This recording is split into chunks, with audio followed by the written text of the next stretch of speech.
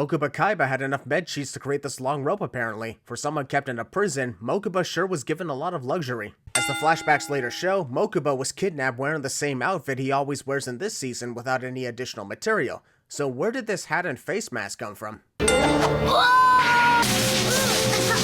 Mokuba somehow survived that, without a scratch too. I guess being an anime character gives one immortality powers.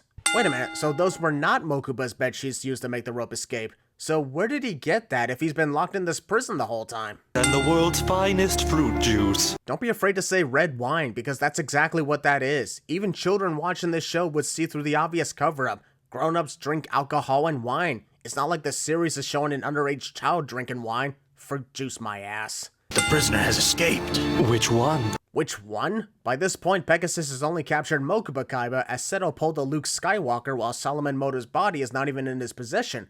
Are there more prisoners locked in the castle that we don't know of? The boy we imprisoned in the North Tower. In that case, why didn't they just imprison Mokuba in the dungeons like they later do on the second capture? There'd be no way of him escaping with the mysterious amount of cloth ropes he shoved up his...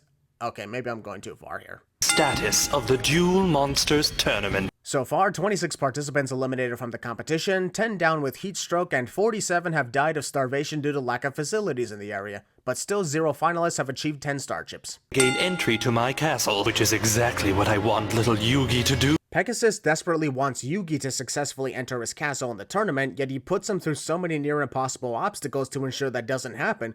I get that he wants to try and toughen Yugi's skill for their impending rematch, but did he ever think about the possibility that Yugi would fail?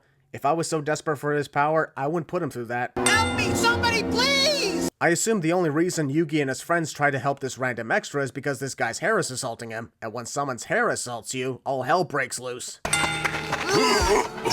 Attention, duelists! My hair was watching Tristan the entire time and could have countered at any moment. Seriously though, Little Kaiba made the series more iconic than it ever was before. Argue with the wall on that one. This duelist lost his star chips. I'm surprised nobody ended up saying, oh okay, that's understandable, sorry for the situation, bye. Also, Kimo is getting rid of this kid because he doesn't have any star chips, but completely ignores the fact that Taya and Tristan do not even have a dueling glove on their hands. But I didn't lose my chips in a duel, they were stolen from me! How convenient that we, the main characters, happened upon this random kid who had his star chips taken by another character important to the plot. This boat leaves in exactly 30 minutes. Then we'll get his chips back by that time. Have you seen the size of this freaking island? You wouldn't reach the damn castle in 30 minutes, let alone search the whole place to find this mysterious thief who could have removed his disguise for all we know.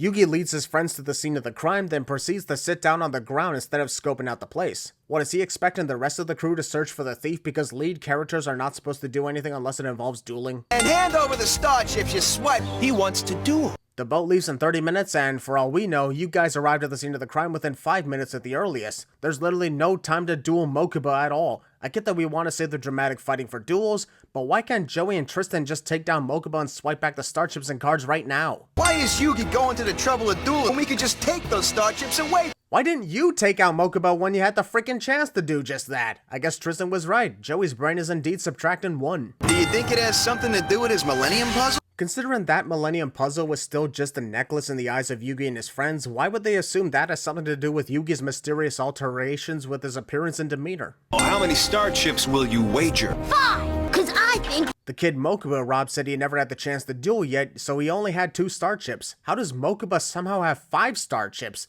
Unless he robbed somebody else on the way. And we'll be back at the dock with time to spare. Unless you guys are literally a hop and skip away from the boat, I highly doubt that completely. I am in no condition to duel anyone. Losing a duel causes Seto Kaiba to go through an existential crisis, even though he only lost because Yugi managed to be lucky enough to draw the 5 pieces of Exodia, thus he won by luck and not actual skill.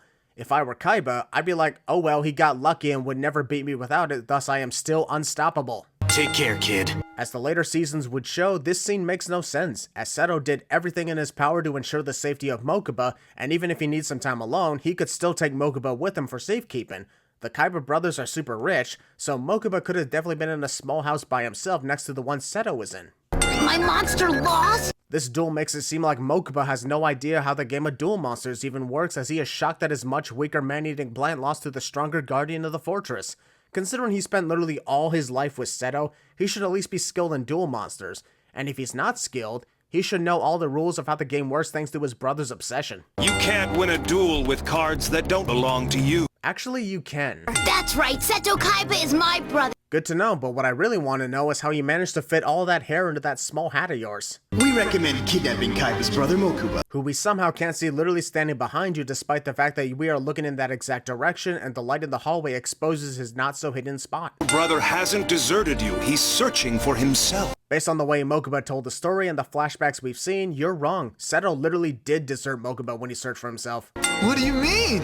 What do you mean, what do I mean? We don't freaking have time for this! The clock is literally ticking away to get the stolen starships back to the boat. Go! If I can't beat you, How did Mokuba get up there? The only way to access the top of the podium is the elevator attached to it.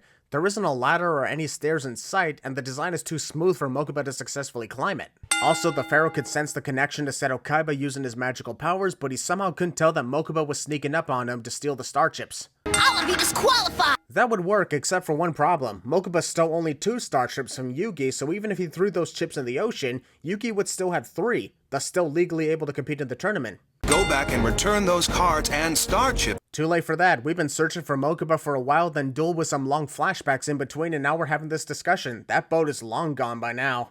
We've only got 3 minutes left. You don't even have a watch! How would you know what time it is? Probability scenarios and quantum analysis. Seto Kaiba went through all that to try and figure out what went wrong with his duel against Yugi? Damn, even I could just straight up tell Seto that Yugi won by sheer dumb luck by drawing the 5 pieces of Exodia.